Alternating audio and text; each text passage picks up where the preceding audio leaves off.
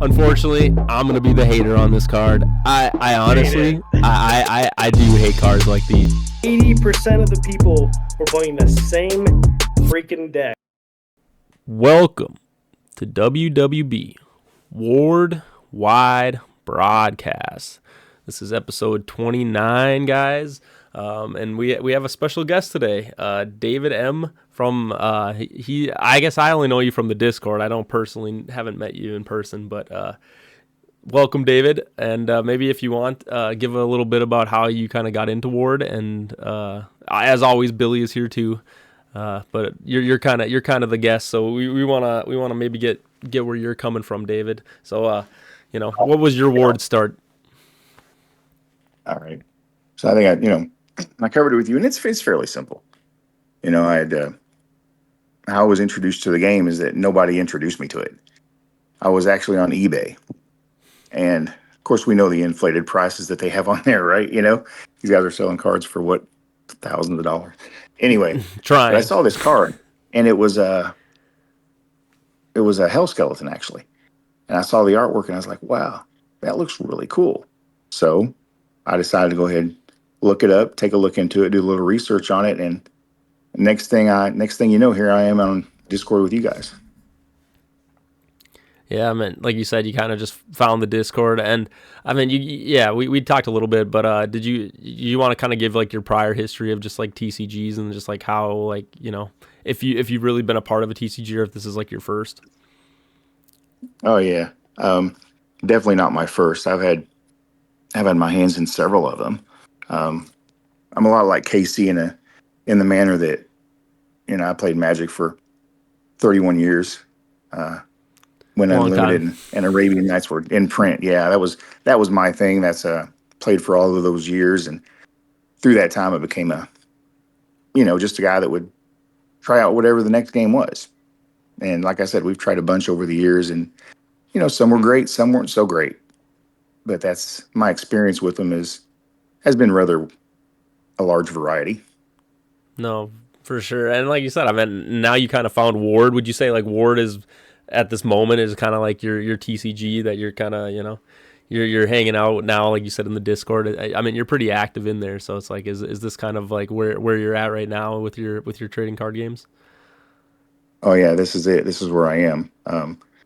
It was probably about, I don't know, back in April or so, before I discovered Ward.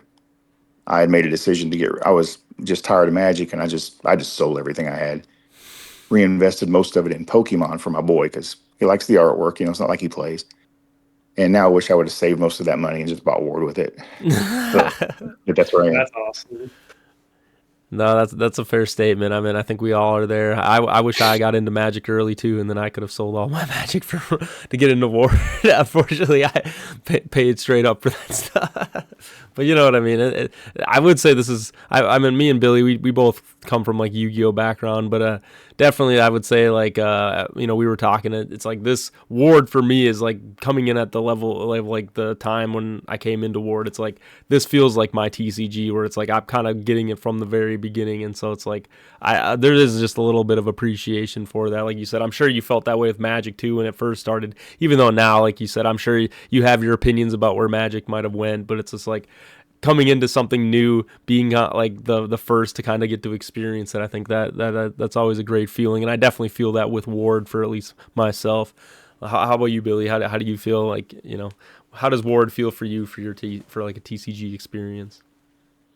Yeah, it's fun. It feels to me, Ward feels like it's not trying to be anything else. It's its own thing, So it feels like a little bit of that early '90s like nostalgia magic that you get in the TCG, where it's like, oh, it's everything's new, everything's fun. No one's like min-maxing it, and everyone's just having a good time, and it's good fun. It's funny you say about like I wish I was in Magic early to like sell my collection and use it into Ward. It's like I was in Yu-Gi-Oh early and I sold my collection. I got nothing. So it's just funny how those two markets work. Oh, Yu-Gi-Oh is terrible. I still have some cards. It's trash. Dude, I have some cards and I try to go and sell them, and yeah, I was like literally like no stores take them. Like I think that it's slowly kind of getting filtered out. Like card stores just don't want to deal with it. So Well, the card store I took it to, they took it, but like when I went over it, I was like, I had like a number in my mind. I'm like, I'm gonna get this, and then they're like, not even close. I'm like, really? They're like, yeah, dude. Like the market's bad. Like you could look it up yourself. Like this is not BSing you. I'm like, okay. Yeah, well, you're preluding into what we might be talking about, in a little bit here with David. But David, Sure. with like Ward too, like Billy was saying, it's just like, what was your first impression of Ward? I guess if, like you said, I mean, I know you've seen the eBay. I kind of feel bad that eBay was maybe your first hand in getting to Ward. You're like, oh, what is this goofy, stupid priced cards for this game that like doesn't exist? If you want Yeah, to talk a little bit. it's. I don't think you need to feel bad. That was my introduction. It's okay. It's a. There's no place around here I would have learned it otherwise. Had I not seen, had I not get in on eBay and been interested enough because of the artwork to look at it, then I wouldn't have, and I wouldn't be talking to you guys right now. Mm-hmm. No. So that made it easy for me. Um, but yeah, other than that, I mean, it's like Billy said, it's the nostalgic feel of whenever I first started playing Magic. That's exactly the way it is. I mean, there were no, back then there were no card prices on the cards, and we just traded straight up for cards we liked because of the way they looked. It wasn't any expectation of money exchange, nothing. It was, I mean, brand spanking new, awesome stuff. And I kind of get that same feel here. No, I'm glad that even after 30 years of playing a card game, you can still find a way to get that same feeling. No, that's awesome. But I think we're gonna keep rolling forward. Like I said, we definitely have a segment that we're gonna probably talk a little bit more about the trading market and cards things, especially for just like Ward as it is becoming a new game. But I do have a couple things we want to cover. Since it is the beginning of our episode, I'd like to make sure we shout out the tournaments that are coming up for Ward. We do like to cover the competitive scene a lot here, David, and so we do have two tournaments. Billy, if you want to maybe give a shout out again to Curious Crow. I'm starting to feel like that's like kind of your hangout. I know you were posting that you were hanging out there, playing games and stuff, and so I'll let you take the floor with the tournament that's going on at Curious Crow. Yeah, I was there tonight. It was good fun. So yeah, Curious Crow, September 20th. It's a Saturday at 2 p.m. They'll be doing an Average Joe tournament. It's the first official Average Joe tournament, so that means common and uncommon only, regular limited ban list, which effectively means one Irresistible Love, and that's it. Still 30 card But deck. yeah, Yeah. 30 card deck, yeah. And it should be a good one. It's the first official format that's gonna be, or first official tournament that's gonna have a different format than the regular, standard play. So I'm excited to see what people bring. I'm excited to see the ideas that people have. We've had a lot of Average Joe play already, so I'm not gonna call it a meta, but I'm excited to see what people bring and what comes up on top. Exactly. David, how about for you? I mean, have you really gotten to dabble in Average Joe? I know you said like you're still kind of new to just figuring out the card, Ward as it is, but it's like, have you, common uncommons? I feel like they're usually when you first start playing, kind of the first cards you play with. So it's like, what do you think about a format that is just kind of those common uncommons? Well, I think that there are, based on, my limited experience. Um, we've done just commons, which is real rough.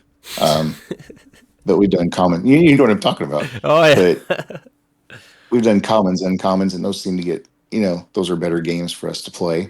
I think it's a good format to get people introduced. If you get into the competitive part, like you guys are, I'm a little bit jealous. You guys play and know your stuff, and it's really, I long to reach that, but yeah, that kind of format, common uncommon format, I think is fantastic for bringing people in because it gives them a taste of it, just enough that they're like, oh hey, yeah, this is awesome.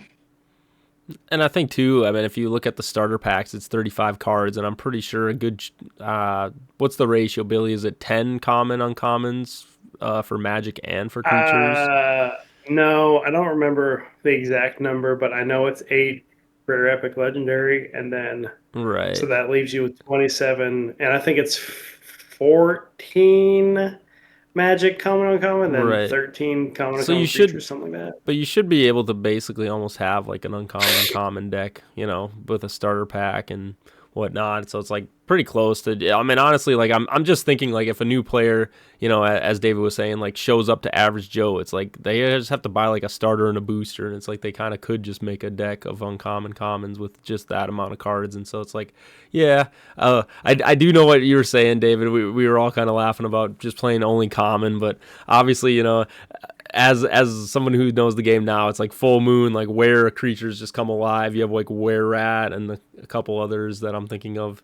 Or not just where. Well, you got where croc and Green werewolf. Dragon and Okay, that's fair. yeah. I'm just trying to think of just common. No, because Green Dragon's uncommon. He was saying just playing only common creatures. Oh yeah. I think wares definitely just terrify that whole scene, but.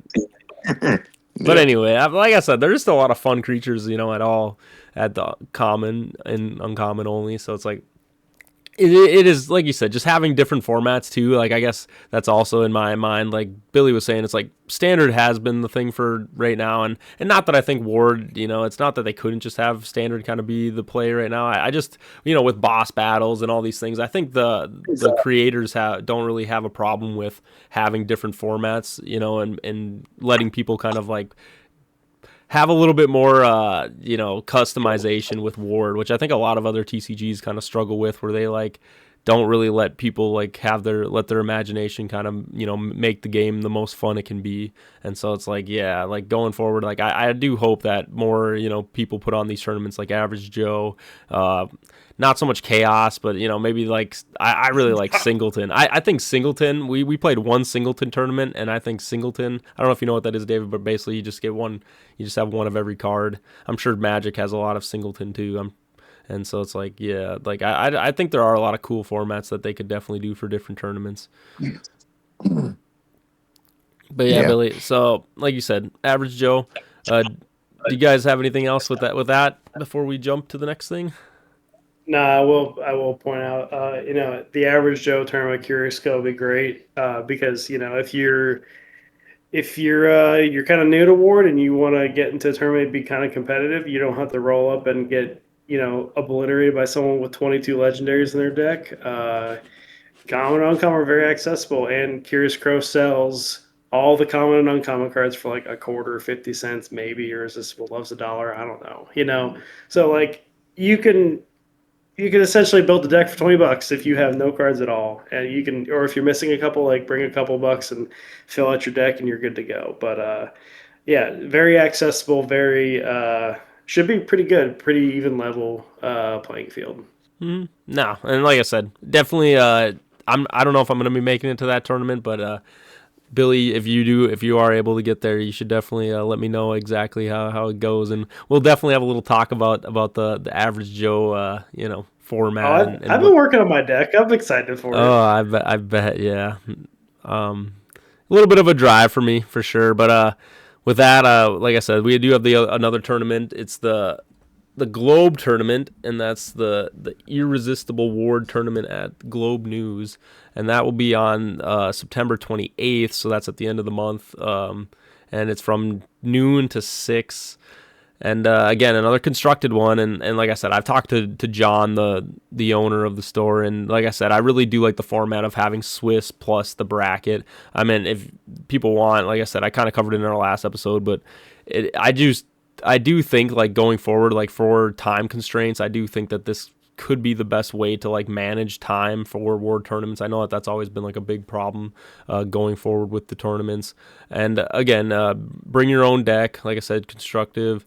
And then for me, I just think the more Ward tournaments we get, the better. Like you said, David, I know you might feel a little starved, and like you said, you kind of want to be able to be in that competitive scene, and it's just like, I do wish the competitive scene will slowly grow, and get all over the United States. But it is, I would say it is a little bit of a slower process than I would like, at least. But obviously I do understand the logistics of it. They're building out from the Midwest, which I feel like how many other TCGs can you say are doing that? So it's like, I don't really fault them for going slow, but like I can totally understand, David, like you said, at some point I would like to sit across the table from you and play you. And like, is that kind of your thought? Like, do you like to get into the competitiveness of it, David, or is it more of a casual thing for you, most of like the trading card games you get into?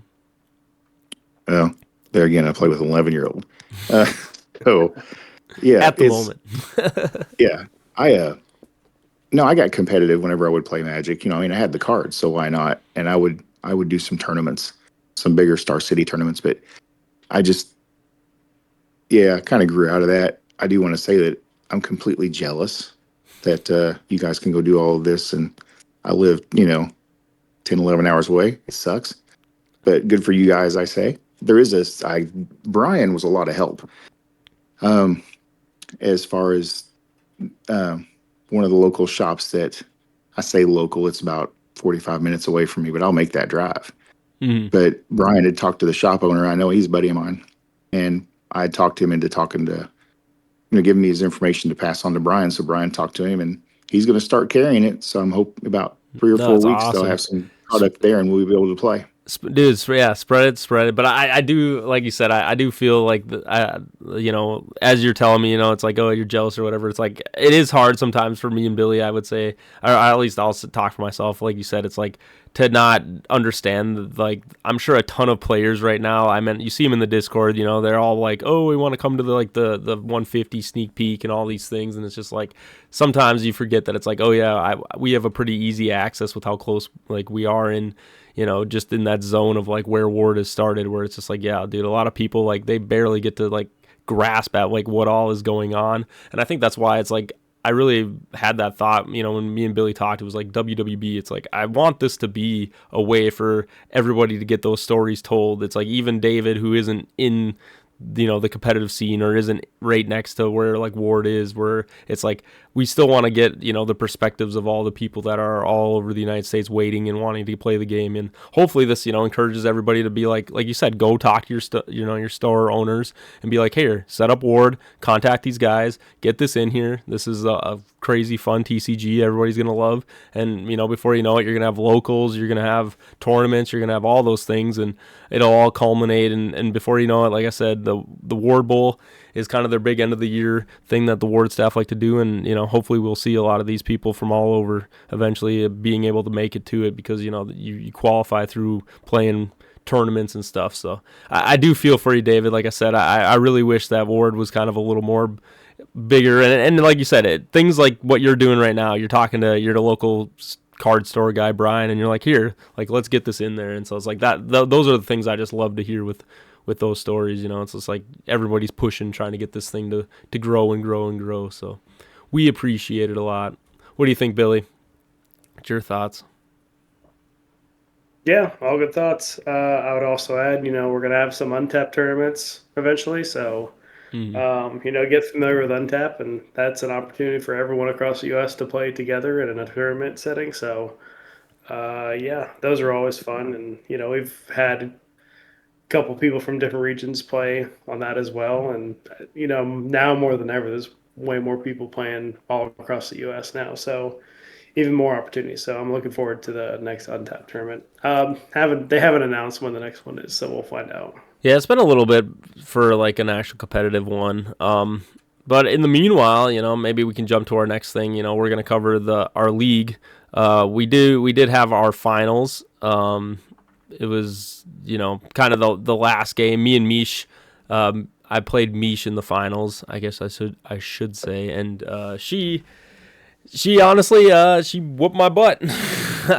I was not prepared for the what she kind of brought to the table, but I'm sure if you're in the Discord, you've seen her deck idea. I think it is an interesting thing. The one thing about Ward that I'm finding that like is just not relatable with other TCGs, and I kind of want to get like your Billy and David, your guys' takes on it, is just like how you don't really need like super crazy consistency in this game compared to like other games that need more cards. Like for you, David, I'm sure Magic, it's like you need your energy, or you need like your resource, you need your lands, and then it's like Pokemon, like you said, you need energy, and it's very it's not usually something that I see where it's like you can just have like these one-of cards in your deck and it just kind of still is a pretty viable deck.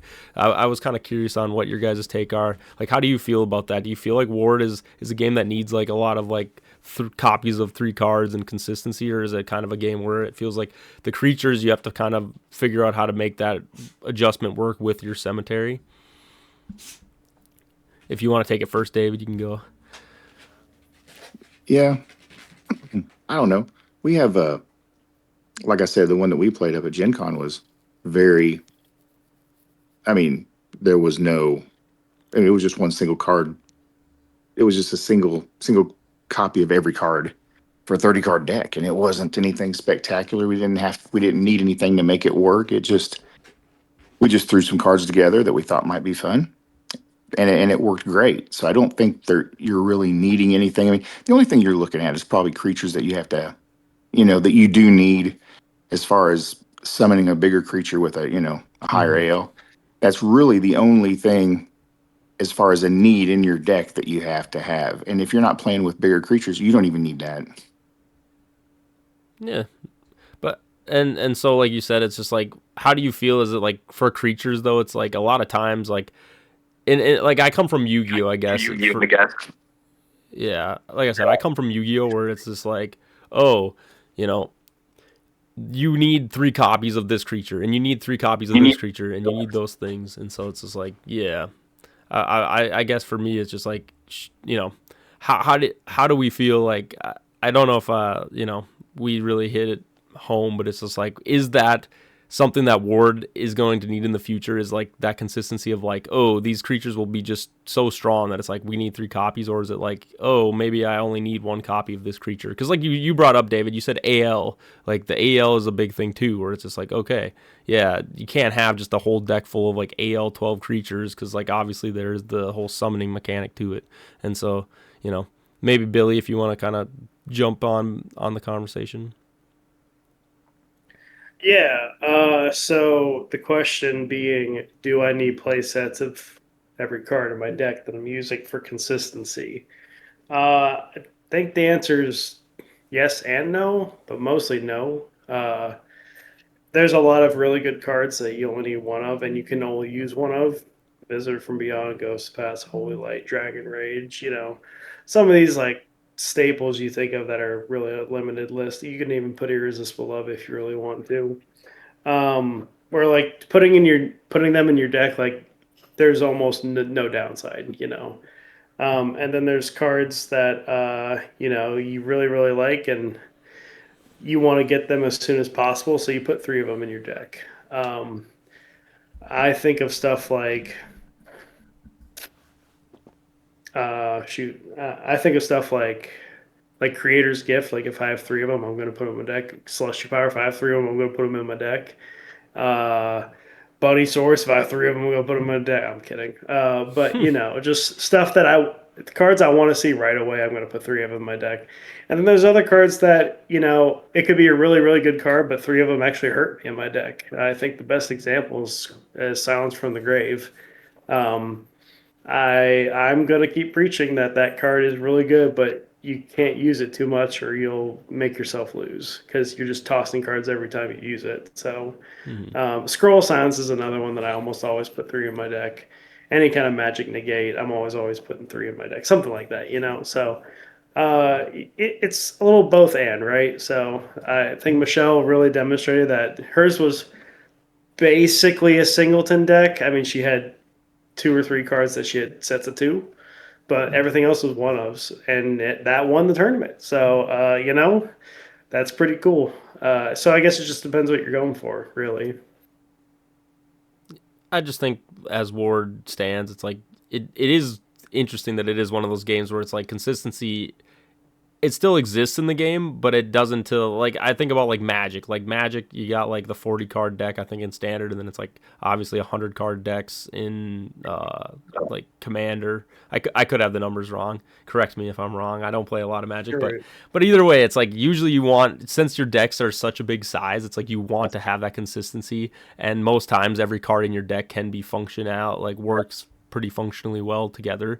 And so it's just like in a game of Ward, as even like David kind of brought up about bringing like his deck to Gen Con, it's like you don't actually need to have super big consistency, at least at this moment. And so it's like, I do think sometimes just with like creatures and how the creature mechanic works with the cemetery, that you do find yourself like, it's more of a balance of trying to like make sure your HP totals match up good, and so that when it comes to like, oh, I'm gonna be at 290 with my last creature out, right? It's like things like that. I think like take more like priority in Ward than so much of like I need my creatures consistently. And so it's like I don't know, it's kind of a cool thing. Like you said, I think Misha's deck that she posted, I think definitely demonstrates that very well. Of like, oh yeah, like creature HPs. Like I see a lot in the Discord where people are talking about like, oh, like what's a good creature to magic ratio, and it's like honestly, I think just like figuring out how many creatures you want to put in your deck to like best work through that like 300 HP cemetery, I think is usually kind of how those decks end up being. So I just like that it's like a different kind of way of like trying to understand the power of like a deck in Ward, where it's just like it's not just, oh, this card's super strong, let me put 3 copies, like you said, Billy. Sounds from the Grave doesn't really work like that either. And so yeah, either way, it was a good matchup. It did get kind of back and forth, but I don't know. She had a pretty good start and smacked me down pretty quick, and so I did get a recording of it, so that will be eventually put up, and everybody will get to watch me get beat. But that was the finals, and just to kind of end the talk of our summer league. It's like I think overall it was a pretty big success, and I'm sure you know Billy, you probably agree. It's like, oh yeah, like I think what we wanted out of it, and just the time period of that it covered and everything, and just kind of in a down moment where like there really wasn't much going on. The Ward staff was kind of taking a little break, figuring out where they were going, setting up for all the cons. I think having this summer league, like you were just bringing up too, Billy, untapped, getting people on an online way for them to play. As David was saying, it's like it's nice that he gets to play his son, but it's like here, if I had a community where I could just like play somebody in a quick Ward game here and there, it's like I think just the more options we give people to be like, here, let's get on Untap, let's use this resource to help everybody kind of learn and get those experiences, even if they're like not in an area where they can play a bunch of Ward. And so yeah, like I said, summer league, great in my opinion. How about you, Billy? I think you're in agreement. Yeah, I liked it. Yeah, We'll do it again. I love it. Thanks for the short answer. And then David, like you said, you definitely want to get into Untap at some point. I mean, is that something maybe too that you'd think about? If there's more Ward leagues going on, like you said, maybe it's a lot of a drive to go and play Ward with other people, but maybe just having that online resource where you could potentially play in a Ward environment and community. Yeah, for me that would be great. I just for me it would just be time availability, with my busy schedule. Mm-hmm. Other than that, if there's time to play, I got a son who wants to go with me. We'd play on Untapped or wherever. Mm-hmm. No, exactly. Like just the more resources, the better. And eventually, like I hope that, like we were just saying before, it's just like all these communities can sprout up for Ward all over the United States, and then everybody can just play, go to their local store or go to wherever their cons are and meet up and play. But yeah, with that kind of wraps up our summer league. Like I said, definitely going to get a video out to show those matches as we go on for people. But then moving forward, all right. So David, we did have a talk, or there was kind of a Discord in the Ward Discord. As funny as that sounds, with secondhand market. And I guess this is personally for me, this isn't like something I'm totally super big on. I mean, I did kind of know a little bit about like how the Yu-Gi-Oh market worked on the back end. I mean, we were just talking, like Billy said, it's like understanding the value that like after the cards are bought, like I guess here, it's like, this is my understanding of like the secondhand market is like, okay, so everybody buys Ward packs, right? And then now after that, now the community kind of builds their own, value system for how we're, how much we value these cards. And then we kind of eventually have like an overall like dollar amount for everything, right? And like, is that kind of how you guys look at like the secondhand like market for like card games? I guess just in general. Maybe David first. Yep. How do you feel about it? I think maybe for the most part, I think so. The community does somewhat decide what card prices are going to be to a degree, but then a standard does develop, and everybody's idea what the card ideas, what the card prices might be, those will differ, and you'll just find, I don't know who does that, but somehow, some way, there's a standard developed and everybody agrees, okay, this is where they're at, this is what the prices are, and this is where we'll move to. Right. So yeah, that's kind of where it is. It does start with the community and what they decide to do, but somebody from outside of the community will eventually pull that into a standard format where people can say, okay, this is how much this is valued at, this is how much this is valued at, and it would be, it would be based on popularity, or typically, like Pokemon, where it would be based on artwork more or less. But in, playability of the cards, that's where it all comes into. Mm-hmm. Well, I think, like you said, a lot of those different, aspects all put value on a card, right? It's like playability, obviously, with a lot of things, the artwork too, and then just how rare it is to actually pull the card, right? I think those are like kind of the three things that usually kind of like adjust the price of how we view the things, going with card stuff. I mean, Billy, do you kind of agree with that, or what's your view on just like how the secondhand market kind of exists for cards? You probably, yeah. I mean, okay, yes, for the most part.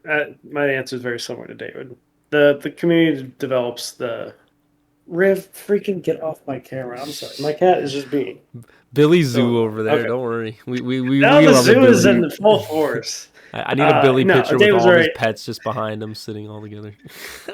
Yeah, David's right. The community kind of collectively, prices start floating, and then as more people say, yeah, that's a fair price, that's what gets sold.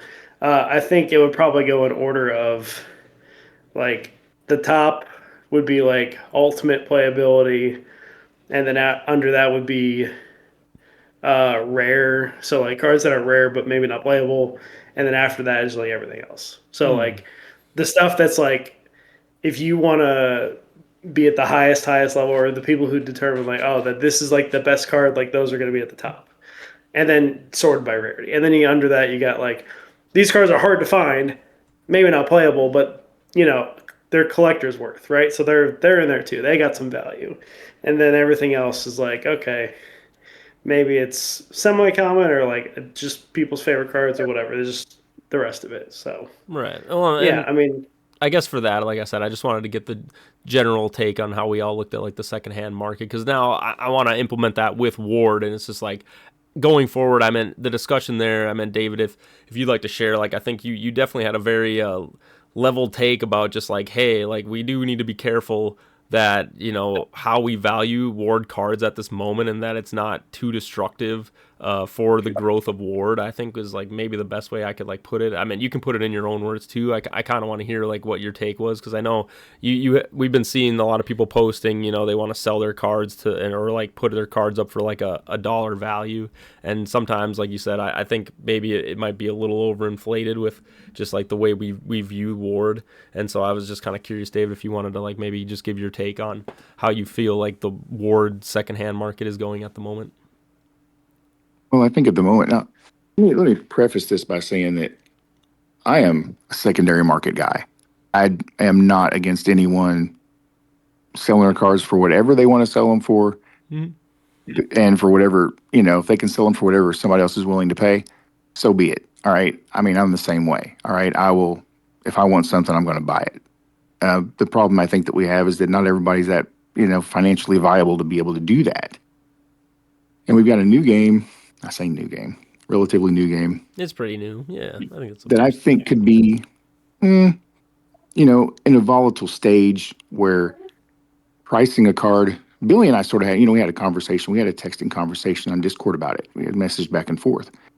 I just feel that it could be in a state that, it's just new enough that if you want to build the game and you want it to get bigger, and we all want it to be successful. There's nobody, on Discord that doesn't want this game to be successful. Right. So I think we have to be wary of new players coming in that are said, hey, I'd like to try this out. Like me, I'd like to try this out. Coming in and seeing prices on cards that are like, wow, I wanted to try this out, but maybe not now. I'm not going to pay that price for those cards. Just not going to do it without having the ability to sit there without seeing a price, and then being able to talk to other people, learn what the playability of the card is, and then make an informed decision on what they want or what they don't want, not based on price, but just based on, like we talked about, playability. I Can you think kind of it's take we some of just your could you talk a little bit about your experience with like Magic? Like you said, you kind of got into Magic like at the very beginning. I mean, was there ever a similar thing? I guess I don't know how like much of like trading and selling happened like right at the beginning of Magic, but like was there a very similar like feeling that was like, oh yeah, like people are pricing things way too high, or like there are some problems with the volatility of just the secondhand market. well, interesting you asked that question because in the beginning of Magic there were no prices. There was nobody selling cards. We were all just a bunch of poor kids, you know, who decided we wanted to play, or poor teenagers or whatever. Um, there was just trading going on, only trading.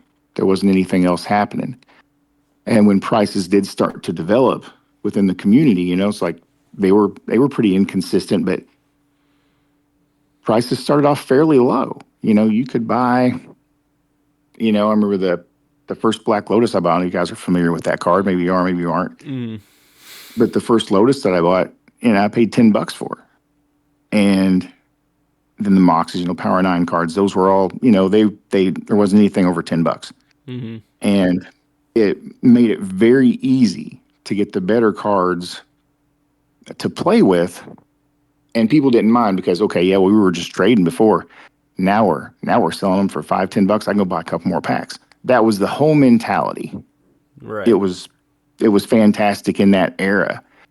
So from the Ward standpoint, being in about the same time frame when I came into Magic, being able to view this from that same time frame almost, Yeah. it's different because even though there's trading going on about the same as it was, the pricing on the cards is, I mean, it's starkly different. I would also say that though it seemed as at the time that when we were trading for the Lotuses and Moxes and buying Yeah. those as cheap as we were buying them, it was not like they were hard to get.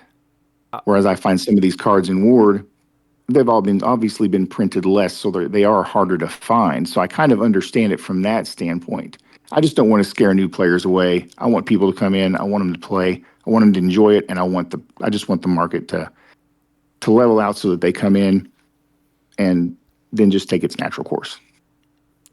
Yeah, to take a point from that, I think you, there was something in there where you were talking about Magic and how it was like, oh, tradability, and I'm kind of curious. Like, obviously, I'm sure a lot of people now that had Black Lotus and cards like those from the beginning, I'm sure they might be kicking themselves a little bit when they were just like, oh yeah, how much like I didn't think the value of those things would get to be these ridiculous amounts. That, like I said, I think that might be where Ward. You might feel like that feeling of like Ward is kind of already like doing this like price value thing because a lot of these cards now that we're talking about, Gen 1, Gen 2, it's like it's in that vein of like at some point people, are going to be 8 generations into this game, 9 generations into this game, and it's like the people who started at the beginning, that they're already looking at that value of like, oh yeah, that's what Black Lotus was going for at this point. It's like when I got into the game, it was like 400 whatever dollars, $500 to get one, right? And so it's just like I think that might be a little bit of the problematic symptom is that those things, the price range of cards already exist from other TCGs, and so people inherently just want to get their value out of their cards that they think their cards are worth. And so it's like, I think Ward might struggle a little bit with that of just like, oh yeah, like I'm already trying to like plan out how much this like will cost eventually in the future and like setting the prices by those metrics. Billy, what's your thought? I want to get you in on this too. If you got your opinion about just like kind of the secondhand market for Ward. Yeah, I mean it's complicated.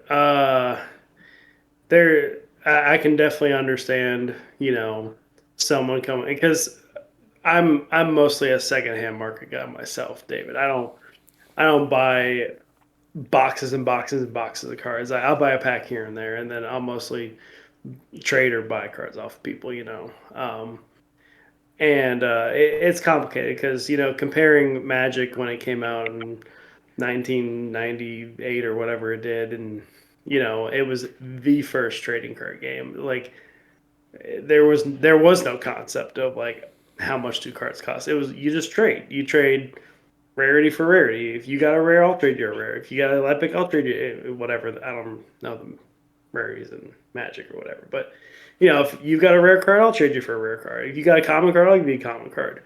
And I think that does exist for Ward now. Like for the most part, like if you go to someone and say, "Hey, I've got a legendary card. I'd like your legendary card. Do you want to swap legendaries?" Like, yeah, that works.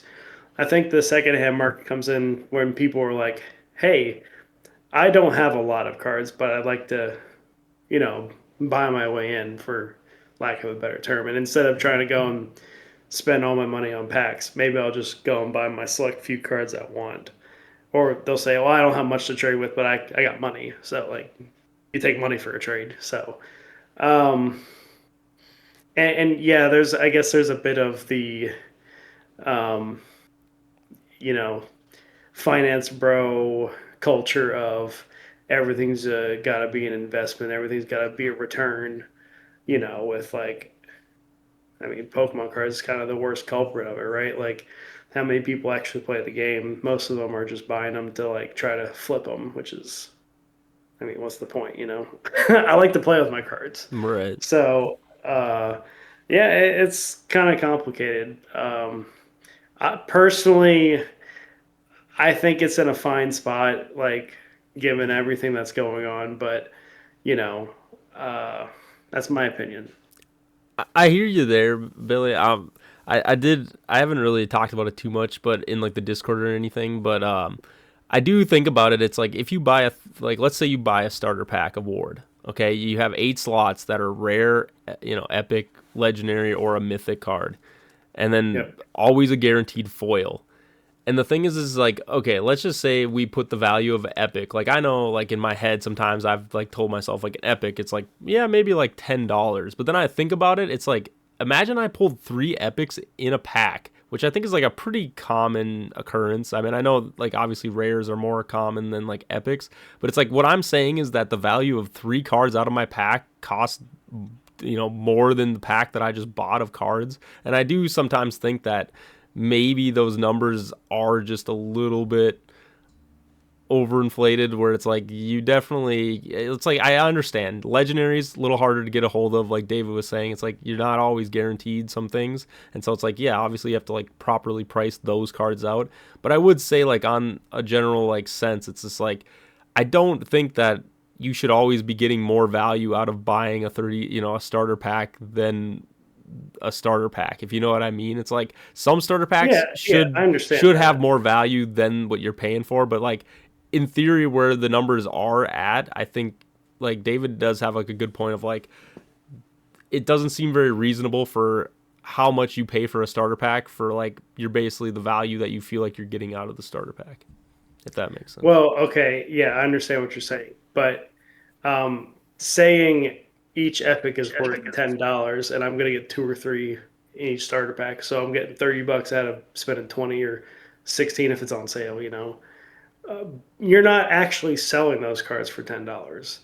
And the value of me saying, "Oh, I want a specific epic, I'll buy for $10," is I'm getting one of, I don't know how many epics, 28 epics. Like, I'm getting the specific one. And instead of having to go buy 5 starter packs to get a good variety of epics that I have a good chance of getting it, I only have to spend $10 and get the one I want. It's the selection versus the randomization.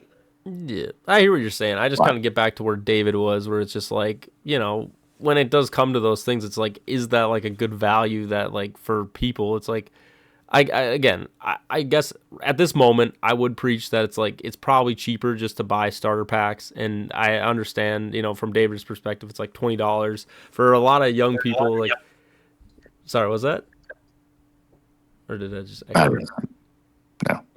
But anyway, for a lot of young people, like I said, it's like, oh, like paying $20 to get a starter pack. I mean, that's the thing I like about War is that like you can basically play as immediately after you pay $20. So it's like, where is that line, right? It's like, is Ward not accessible for like people who can't afford, like don't have, crazy money like Casey or these people that spend, get their 450s and all this thing in Ward. It's like, is it really not that accessible for everybody though? Because like, I guess that's something I'd ask you, David, is like a $20 for like a starter pack of 35 cards. I feel like is like pretty reasonable for like most younger adults at this point to like get into the game. But I don't know, like what's your thought with that?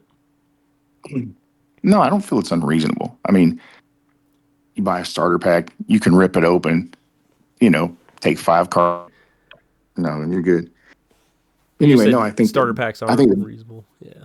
Yeah, starter packs are fantastic. No other CCG or TCG offers that, to be able to take 5 cards out of whatever you got and play.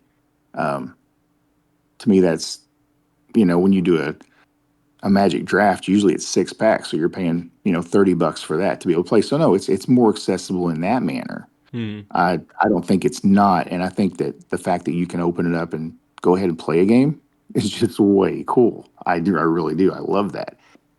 I am on Billy's side of things as far as, I would rather. No, okay. Let's just be honest. Everybody loves to rip packs. I don't care who you are. It's fun. It's fun, it's the gamble. We love the gamble.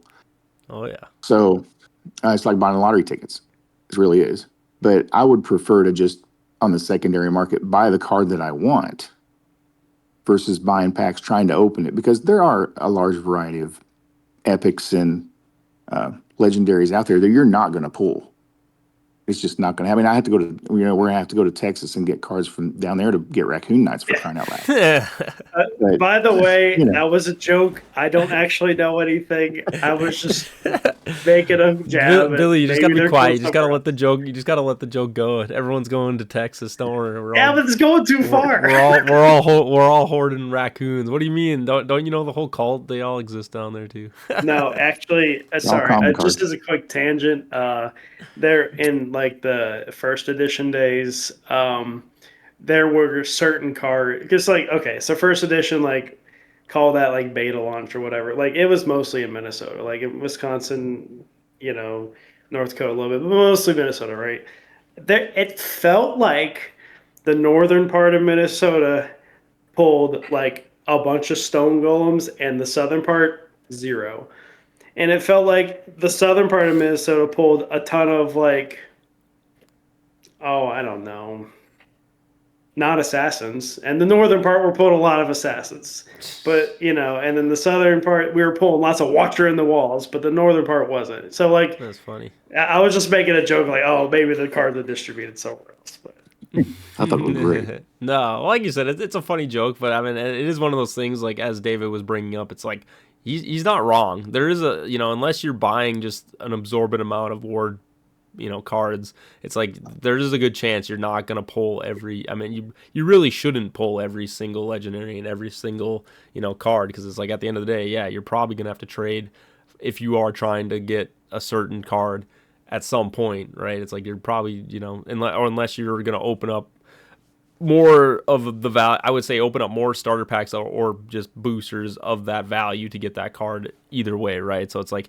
right, if I'm hearing you right, David, it's like you want to like pay a reasonable amount just for that one card, where it's like you don't want it to be crazy amounts of money. Yeah, all day long for any card that, I understand cards have playability value, and I'm not beyond paying that. So yeah, but yeah, that's where I'm at. You don't want to pay ridiculous prices for them, and because you don't really know where the future of the game is going to go. Mm-hmm. For people who are already too deep in, I would be one of those people. Casey, you guys probably, definitely Billy. But for those of us who are already too deep in, we don't want it to fail, and that's kind of where I'm at. I think we have to just make it accessible to people. And there'll be plenty of gouging going on later. No, 100%. And like you said, I think the volatility is just because of the nature of where we're at. Like you said, everyone still is trying to like estimate like what exactly the value of everything is. But I do agree with you. I think it is, at least for my opinion, I think the market's a little inflated. Like I do like to bring back that fact of like we can't say that every pack you open you're almost getting like more value than what a pack is worth. And so it's like in like the secondhand market. And again, like you brought up Magic with Black Lotus and a lot of these, early cards for Magic, and it's like I understand that it's like yes, at some point a lot of these cards in Gen 1 and potentially Gen 2 are going to be just more valuable because of like they tend to be the stronger cards or more powerful, and like they are just inherently going to be probably printed less than all the next generations coming out as Ward itself gets bigger.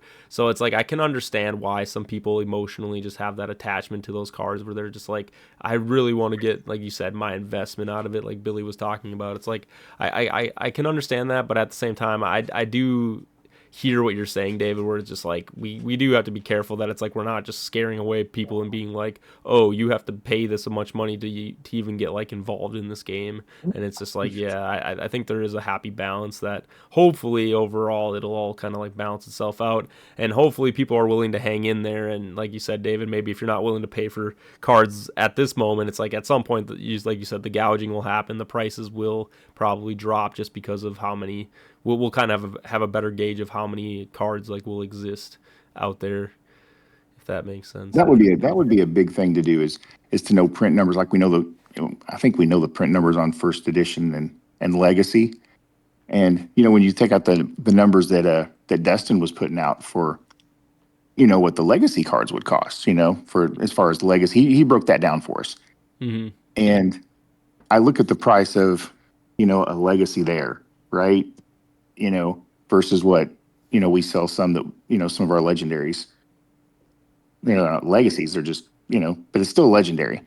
It's funny you bring that up because literally I think like one of the first conversations I ever had with Billy was just I was just harassing him about, I was like, I wish they would just say how many of each like card like they print for each set. And like I'm fine with it being not a little mysterious and like you don't know, but I do agree as it gets further I think it would be a lot easier to understand the value of the cards if there was just like, this is how many of this card each like uncommon we have that's like printed. This is, what I mean? Like you were saying, like a print list. I think at some point it might be a good thing for them to maybe do it for like tracking wise, just so that, it makes, setting these values a little bit easier for sure. It does. And I'll tell you something interesting I thought was that whenever I got to talking to Dustin about how many legendaries and legacy were printed, okay, just having this conversation, I'm just wanting to know. And it seems that the common denominator that everybody seems to agree on based on the numbers that they have is there was only 3 of each one of those printed legendaries in legacy. There was only 3. And that's right along with creator. There were only 3 of those printed as well. Mm-hmm. So to be able to get a hold of one, I'm telling you right now, man, to be able to get a hold of a legendary, if somebody was willing to sell one for $300, I would buy one. Yeah. Because they're so hard to get. Exactly. No, it makes a lot of sense. And like you said, I think all those things eventually work them. Like you said, those prices work themselves out though. Like initially, like you said, they start with like almost no value because it's like we don't even know if Ward's gonna get past this point, right? And so it's like now that Ward's starting to get to this point of like getting all the way across the United States, people are picking it up everywhere. It's like I do think it will keep growing, but I do think you at least in my perspective, it's like we're probably at a little bit of an inflated price. Billy, sorry, you were going to hop in real quick. I want to get what you were saying. We're rounding back. I wanted to pick your brain a little bit. You think Ward's prices are inflated. What would you say a legendary should be worth? See, okay. If you're gonna ask me about legendaries and mythics and stuff, that's where I do get a little like obviously I'm collecting foils. I think one of the first conversations I had with David was over value of foil cards compared to legendaries and things, and like just waiting to see how the market like unfolds with that. I do think like legendaries and mythics and all these cards, I think that again, as David was kind of putting, it's like we don't have a very good understanding of how many are out there, and so it's like I do tend to think that those prices are going to fluctuate a lot more of like how people view them, because like you said, like a legendary, it feels a little different because some people only have, 2 copies, 3 copies of these legendaries, right? It's like they themselves don't have that many, and so it's like I can totally understand why they are a little less hesitant, or they're more hesitant to like want to not get rid of that. They want to get their value worth out of these legendaries. So I think when you talk about legendaries and you talk about mythics, I guess for me it's like obviously I think those prices are going to always fluctuate, and as David kind of brought up, like playability, depending on the legendary, it's going to probably cost more. I meant you can just see by, I know Boodle posted, and like you said, in Dustin's shop, I'm sure, assassins or whatever, things that tend to be more on that higher end of playability are definitely, priced a little bit more over the other, legendary cards. So I do kind of like, Billy, I'm not going to lie, when I first got into Ward, yeah, I was thinking it's like, yeah, like 60 ish around there, $60, $70 is like what I would have priced mine for. And I know like that might have been a little steep, and like now, like I said, after I kind of did the thought of like, how much value should you be getting out of like a pack of Ward, and it's just like that seems like very unreasonable, that it's like people should have to pay like that amount. So like I would probably sit more at like the $40-$45 range, of trading in my head. Okay. Ignore like Holy Light, Silence from the Grave, Assassin, Backstep. Let's ignore like the obviously more expensive cards. The bar is basically set at $50 a legendary. So saying 40, 45 is not that far off. So that's why I'm like, that doesn't. If you're saying it, oh, it's really inflated. Oh, it's really out of whack. But the bar is already at 50 a legendary. It's like, but that's where I would argue with you. I don't. Again, like I said, legendaries I think are a little more debatable. Like I said, it depends on people's, like the prices are going to range a little bit more there, just because again, people don't know how many they're going to pull and all these things. But then when, like I said, go to Dustin's shop, go to Epics, like some of them are like $15. It's just like I don't think that it's like you're right. I think at the legendary level, I think that's a debate we could have. But when you look at how inflated some of those other things are, it's like in my head, it's like, should rares even be close to like a $5 range? It's like, or should they be more of like, half of that price? And I think more often than not, in my head, everything kind of should get like at least cut to like half of what it is. Because it's like you said, it's just. In my mind, the rares and the epic price do not matter. No one is arguing those. It is mostly, oh, legendaries are $50. Oh, mythics are $250. Like that is, I think, where the conversation is. People pull rares and epics all day and are happy to trade those. I think what we're talking about here is the legend of the mythics, which is why I asked the question. Yeah, that's fair. But I guess, that's my response is like, personally, I do just think, if there is to be like a market for it, it's like, epic, in my mind, rares and epics and all these things should get figured out first, and then legendaries like is a whole nother topic, because like you said, until we get like a like set amount of like, oh, this is how many legendaries there are like out there that we printed, it's like if we get that number, it makes it a lot easier for us to understand like how much our card is valued. But like we don't have that, and so like you were saying, everybody was making jokes in the Discord. I don't know if that was today or yesterday, and they're all like, "Oh, Harry, you're gatekeep. You Billy, you said something about gatekeeping people from getting the 150." You got. I know it's a jab, but I just take it from like, it's just like, yeah, but like at the same time, like, oh yeah, I pulled creators. It's like, how many people pull a creator? Like you don't. It's not like I can just sit there and be like, oh yeah, like I know the inherent value of this card, right? Because it's just like, who knows how many more creators are gonna get pulled? Who knows how many more of raccoon, as we all joke of raccoon nights? How many more are going to get pulled that we know of, that it's like we can even keep track of or know? So it's just like, I do think that's where like, I see your argument. It's like, yes, legendaries are going to be a little volatile until like we can kind of like get these numbers sorted out. So it's not even an argument. I'm just asking the question. Yeah, no, it's fair. But like you said, you know what I mean? But I think we're all going to have a different stance on legendaries and mythics, and like how much their value, we look or value them at. So what's your value on a mythic? For me on a mythic? Harry D's, how much is a mythic worth? Harry D's price. Not the market, just Harry. See, here's the thing, and like I'd say, it's like how many boxes could you potentially pull before you hit a mythic? It's like you could pull over, thousands of dollars before anyone's hit a mythic. I mean, heck, I think Sweaty in the Discord is a good example. He's literally trying to hit the creator, and who knows how much he opens up. I can only imagine by the amount of cards and whatever his list of things that he's trading, and it's just like he never hit a creator. So it's like he's already spent thousands of dollars on the game and didn't hit one. So it's like to say that it's like a creator could be worth like $400, $500, I think isn't too ridiculous in my head. But like I said, I understand 250. It seems very reasonable because there are a decent amount of creators out there, that have been pulled, that have been shown. But at the same time, it's just like it is, only one mythic, and it's like for people to be like, oh, like there should be already a set price for mythics. It's like, I don't know, man. Like I've had this debate, like Adam, when he was looking for his creator, thank God that, Ryan pulled it. Cause like I was saying, I was like, here, Adam, like I'll, if you want to pay like $350 for it, like I'll totally give it to you. And like in his head, he was like, that's totally unreasonable. And I was like, all right, well then you can go and open up 400 boxes and maybe never hit this card. Like David was saying, it's like, who knows when the next one will be pulled. I don't see everybody every day pulling a creator in the chat, so it's just like I don't know. You pulled 3 in one box though. That's fine. I did, and you're right. I hit the jackpot, and I'm not gonna lie, and I'm not gonna say I didn't, but I'm just gonna put it out there that doesn't mean I just disvalue how much just because I've hit 3 doesn't mean I'm just gonna disvalue how much they cost. Like I think that's what makes it crazy, right? It's like that is what it's insane that's the amount of value you get out of it.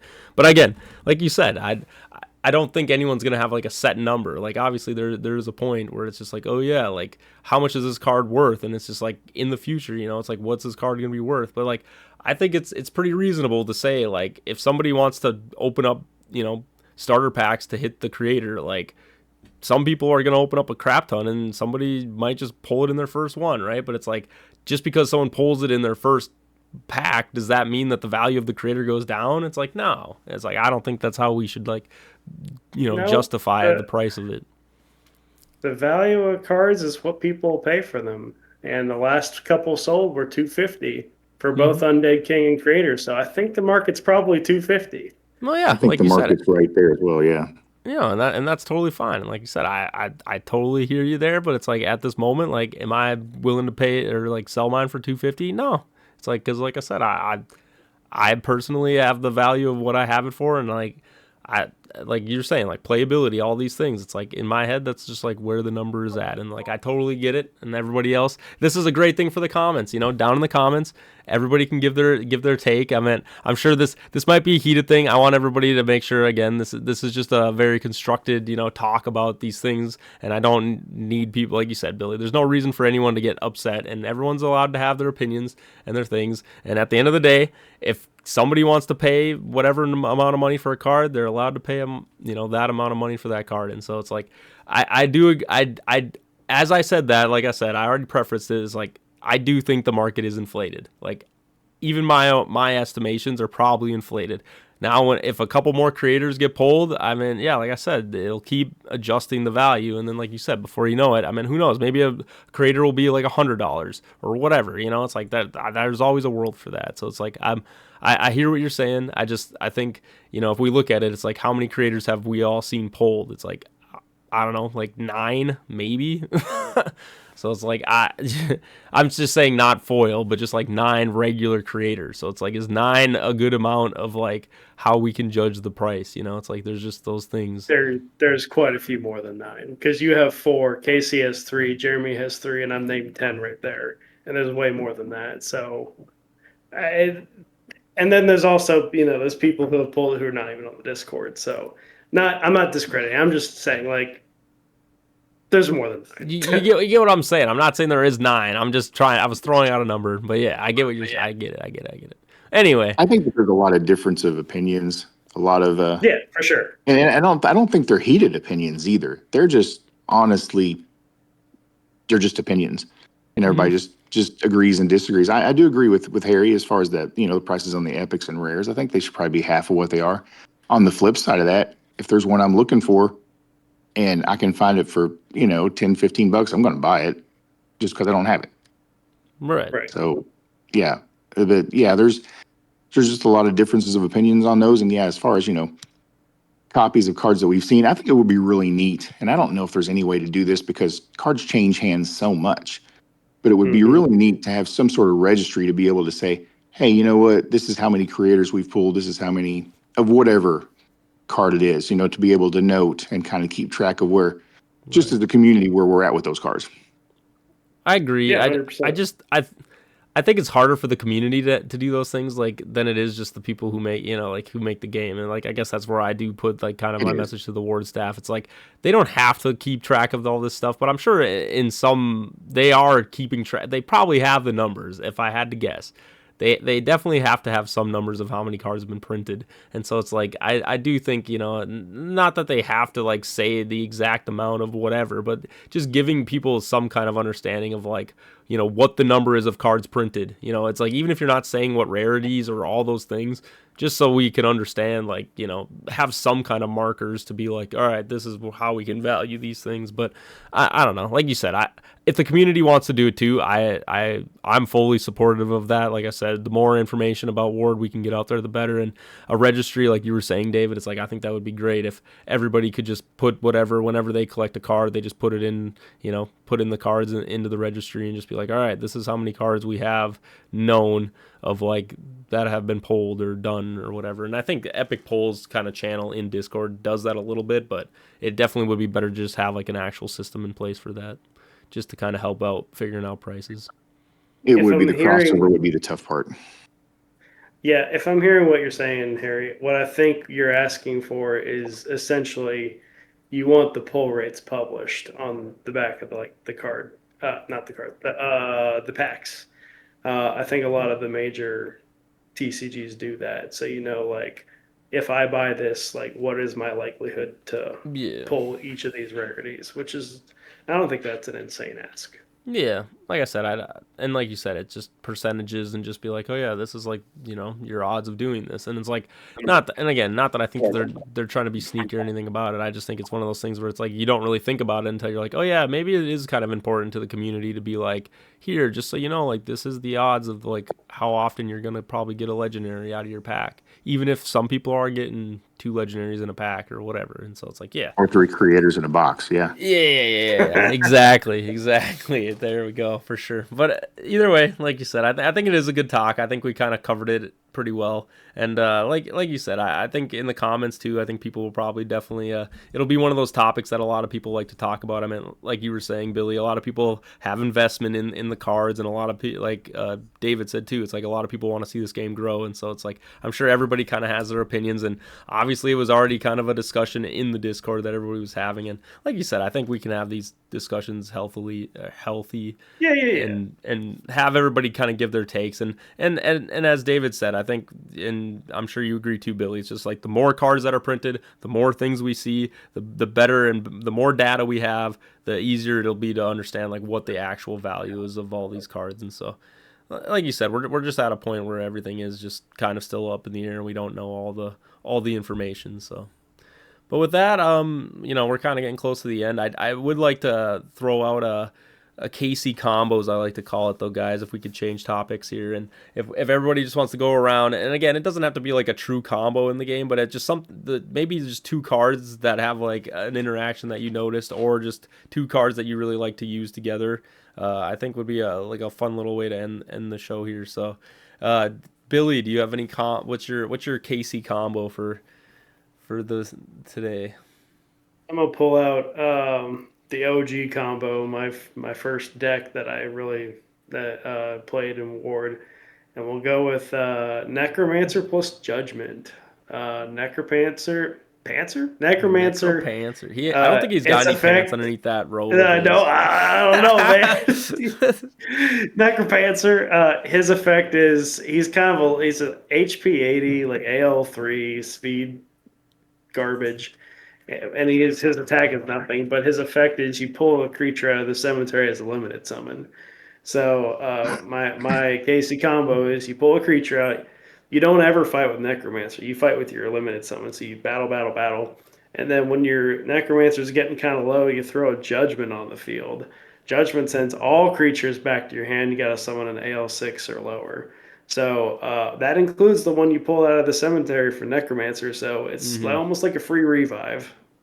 Yeah, I think not a lot of people utilize that too much either. I really like that combo actually, Billy. I personally, I don't think I'm not really a big fan of Necromancer. I haven't really played him a lot in a lot of my decks, to be honest with you. Like personally, I think he was more of a Gen 1 like staple, and so like maybe that's also why I'm from the Gen 2 era. But definitely might need to try that out a little bit and see how exactly. I mean, maybe that was the secret reason why they limited Judgment, Billy, and they're just not gonna ever own up to. They were like, nope, we're not letting Necromancer be problematic. But no, I really like that combo. How about you, David? Do you got a cool combo that you want to talk about? Not nearly as cool because I don't have I don't have that, and I'm a Gen 2 guy too, so not really so much. But I do like that Necromancer. I must try that out, Billy. That sounds like it's a lot of fun. It's fun. But no, what as I played with my boy was he pulled it out one day, and of course he just went totally crazy on it. But we do like the Children of the Forest on a Corn Creeper. That first yeah. attack. There you go. That is absolutely sick, and it's a lot of fun. And he had a lot of fun pounding on me like that. So that's probably my favorite one. That's a great combo. I need to shout out one from. Oh, Billy, was it during my league or game? I think is where there was a ring. I put a ring of extremes, or no, I was playing KC, and I put a ring of extremes on his creature.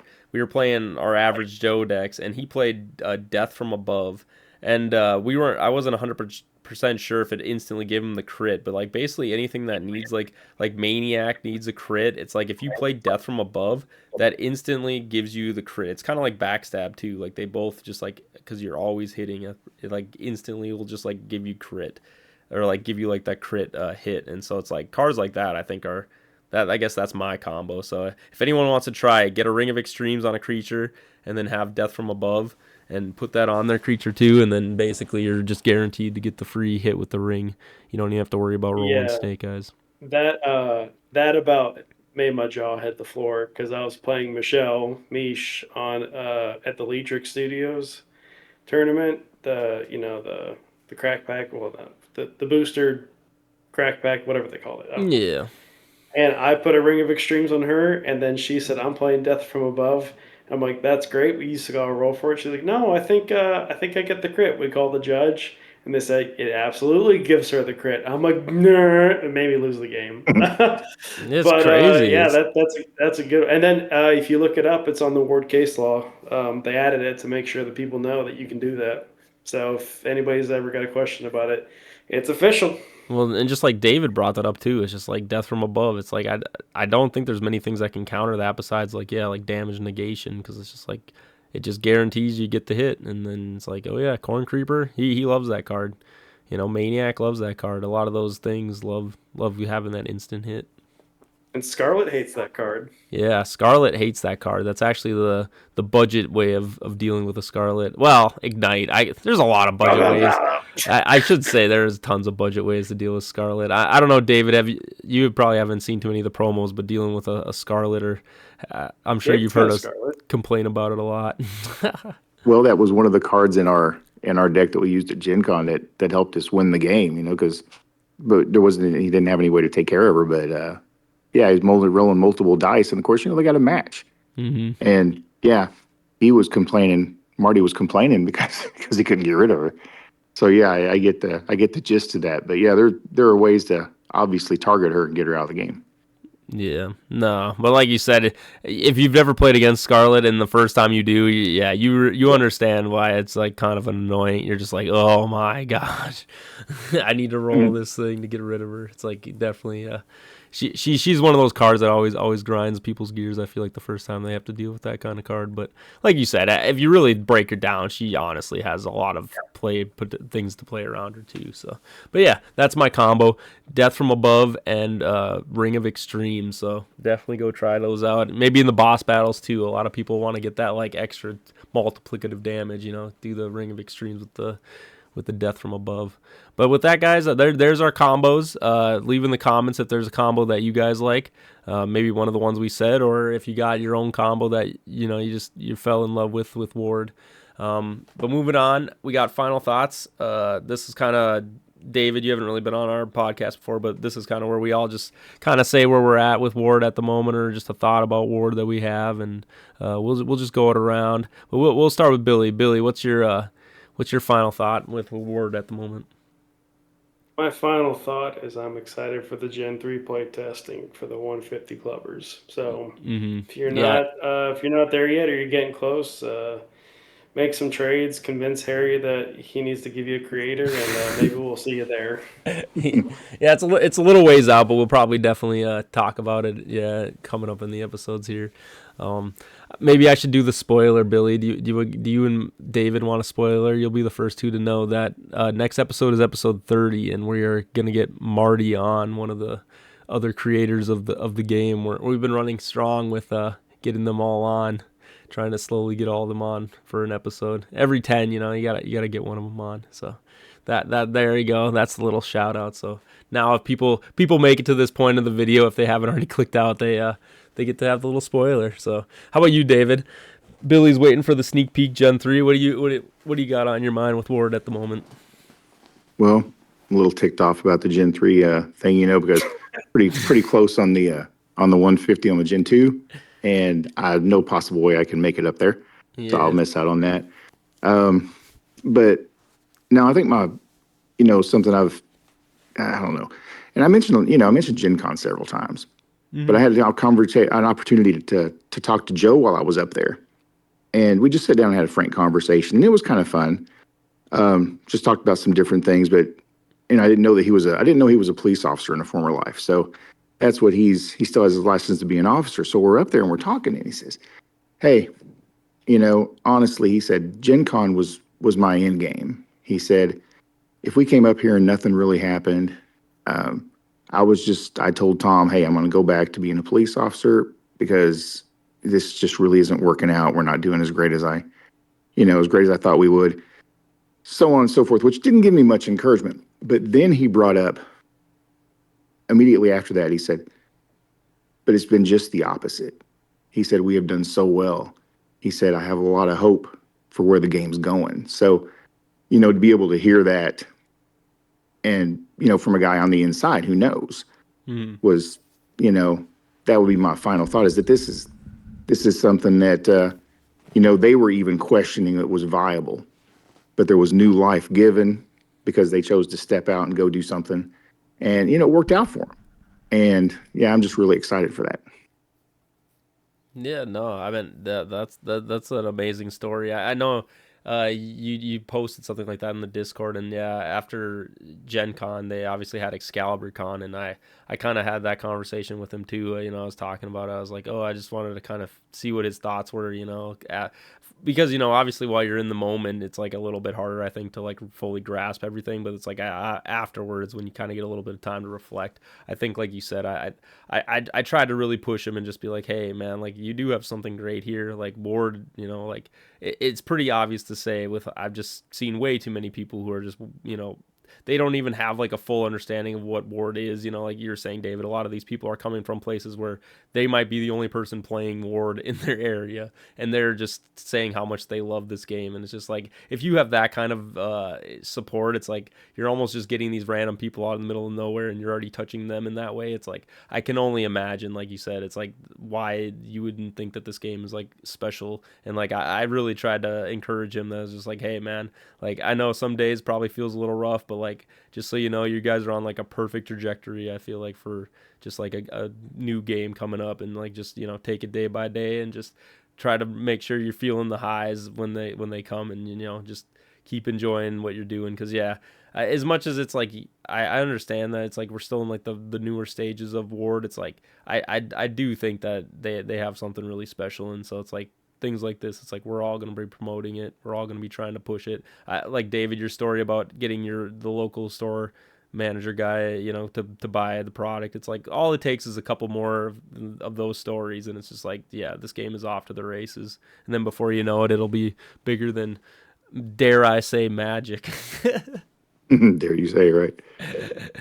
But yeah, but all right. With that, like I think that was a really good ending to the episode, guys. But that's episode 29, and we'll see you guys next week. Have a good one. Thank you, David, for coming on. By the way, I should catch that Yeah, before we thanks, leave. Dave, for joining. That was awesome. Glad to Yeah, Hey, have thanks you. for having me, guys. love having you It as was a a treat. guest. We'll definitely have to get you on again. But with that, guys, episode 29. We'll see you later. Peace. Take care.